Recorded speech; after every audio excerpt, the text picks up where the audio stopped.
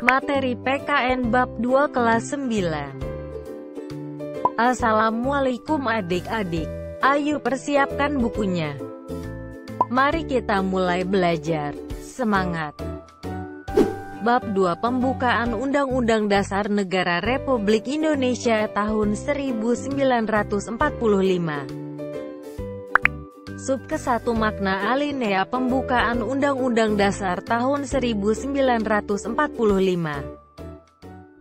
Assalamualaikum warahmatullahi wabarakatuh.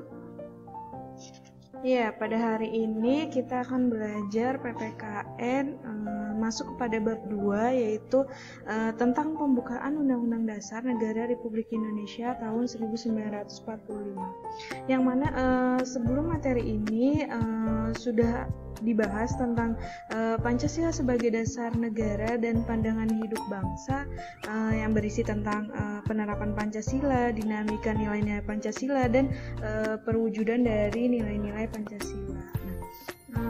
Masuk materi yang pertama, yaitu tentang makna dari alinea pembukaan Undang-Undang Dasar Negara Republik Indonesia tahun 1945. Nah, seperti yang kita ketahui bahwa pembukaan Undang-Undang Dasar Negara Republik Indonesia tahun 1945 ini kan terdiri dari 4 alinea. Nah, yang akan kita bahas tentang makna alinea ini yaitu makna per alinea gitu. Jadi ada 4 alinea ya. Pembukaan Undang-Undang Dasar Negara Republik Indonesia tahun 1945 itu merupakan sumber motivasi, inspirasi, tekad, semangat, cita-cita, dan moral yang ingin dan harus ditegakkan oleh bangsa Indonesia. Pembukaan Undang-Undang Dasar Negara Republik Indonesia tahun 1945 beserta pokok-pokok pikiran yang terkandung dalam pembukaan menjadi hukum dasar tertulis dan sumber hukum tertinggi dari hukum yang berlaku di Indonesia itu sendiri. Nah, selain itu, pembukaan Undang-Undang Dasar Negara Republik Indonesia tahun 1945 juga merupakan sebuah konstitusi bagi pemerintah Indonesia. Kemudian masuk ke alinea pertama. Nah, alinea pertama ini kan berisi bahwa sesungguhnya kemerdekaan itu ialah hak segala bangsa, dan oleh sebab itu maka penjajahan di atas dunia harus dihapuskan karena tidak sesuai dengan peri kemanusiaan dan peri keadilan. Nah, dalam alinea pertama ditegaskan bahwa kemerdekaan itu merupakan hak untuk segala bangsa dan bukan merupakan hak perorangan atau hak individu saja. Nah, ini juga disebut sebagai hak kodrat.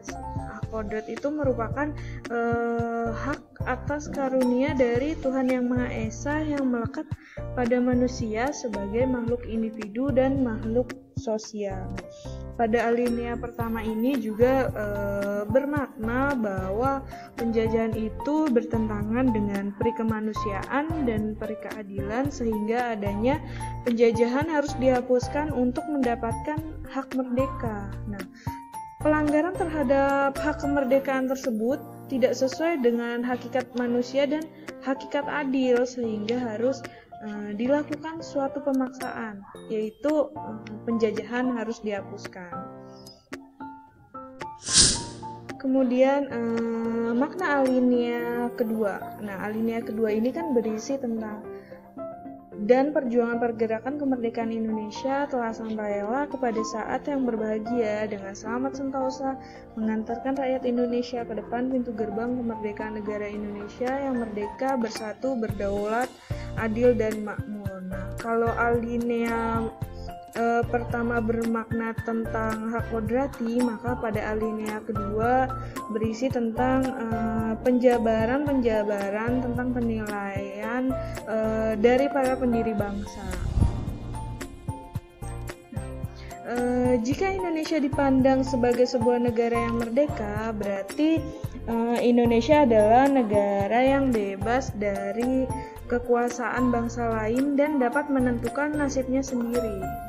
Negara yang merdeka itu kan merupakan negara yang terbebas dari penjajahan bangsa lain. Nah, kemerdekaan Indonesia merupakan hasil yang diperoleh berdasarkan perjuangan dari bangsa Indonesia itu sendiri, bukan merupakan hadiah dari penjajah gitu. Maka negara Indonesia dapat menentukan nasib masa depan untuk negaranya sendiri. Nah, jika Indonesia dipandang sebagai negara yang bersatu, berarti dalam tiap warga negara muncul kebulatan tekad untuk mewujudkan cita-cita bersama. Nah, negara yang bersatu ialah negara yang menghendaki bangsa Indonesia bersatu dalam satu kesatuan, bukan bangsa yang terpisah-pisah secara geografis maupun sosial.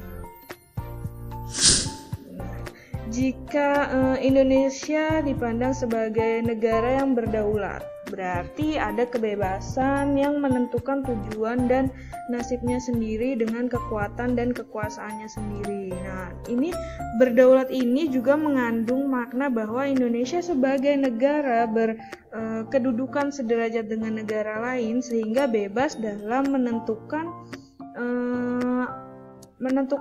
arah, tujuan, dan nasibnya sendiri gitu.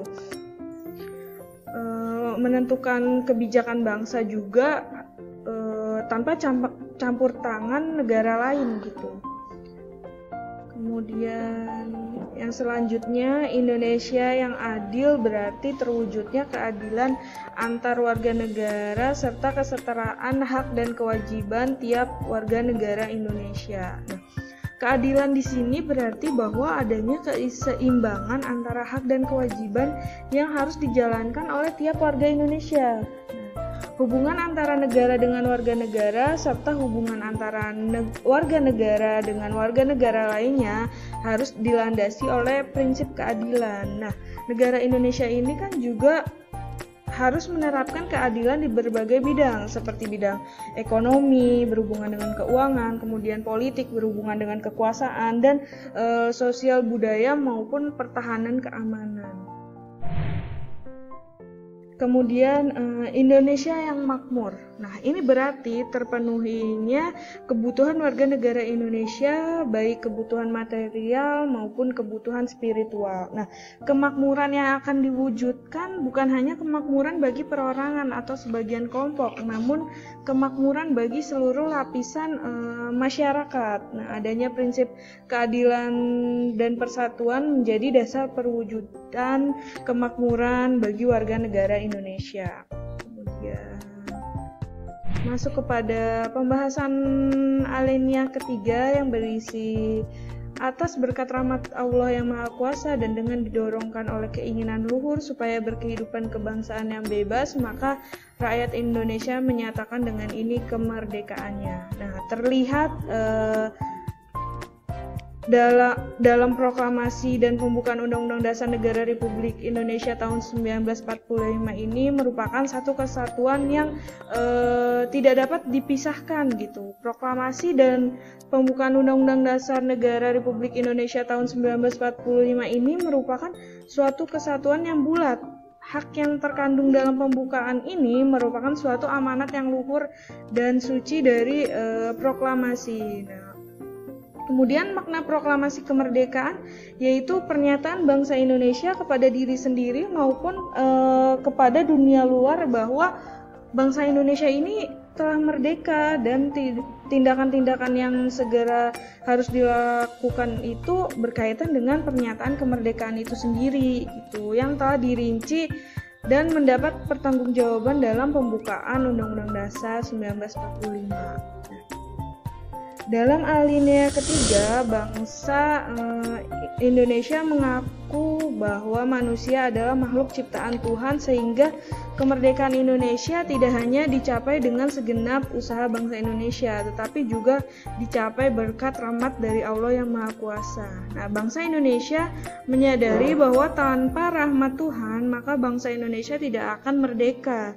Kemerdekaan yang dicapai juga tidak semata-mata hasil jeripaya perjuangan bangsa Indonesia, tetapi juga ada campur tangan dari kuasa Tuhan. Gitu.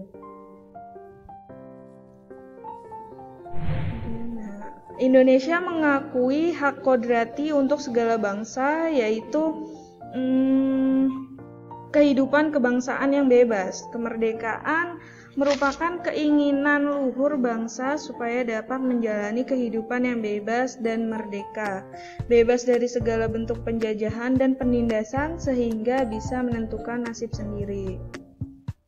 Kemudian masuk ke pembahasan alinea yang terakhir, yaitu alinea keempat. Nah, pada alinea keempat ini menjelaskan prinsip-prinsip serta pokok-pokok kaidah pembentukan pemerintah Indonesia. Nah, ini tuh diperinci lebih lanjut, yaitu pada alinea keempat ini memuat tentang prinsip-prinsip negara, yaitu yang pertama ada tujuan negara yang diwujudkan oleh pemerintah negara, yaitu tujuan negara yang dimaksud adalah untuk melindungi segenap bangsa Indonesia dan seluruh tumpah darah Indonesia dan untuk memajukan kesejahteraan umum, mencerdaskan kehidupan bangsa dan ikut melaksanakan ketertiban dunia. Nah, tujuan ini merupakan arah perjuangan bangsa Indonesia setelah merdeka. Kemudian kemerdekaan ini juga telah dicapai, harus diikuti pembangunan di segala bidang agar tujuan tersebut bisa tercapai. Kemudian prinsip yang kedua yaitu tentang ketentuan diadakannya Undang-Undang Dasar. Nah, dalam Undang-Undang Dasar terdapat batang tubuh dan pasal-pasal yang menegaskan prinsip Indonesia sebagai negara hukum. Jadi segala sesuatu harus berdasarkan hukum yang berlaku. Kemudian yang ketiga ada bentuk negara, yaitu bentuk republik yang berkedaulatan rakyat.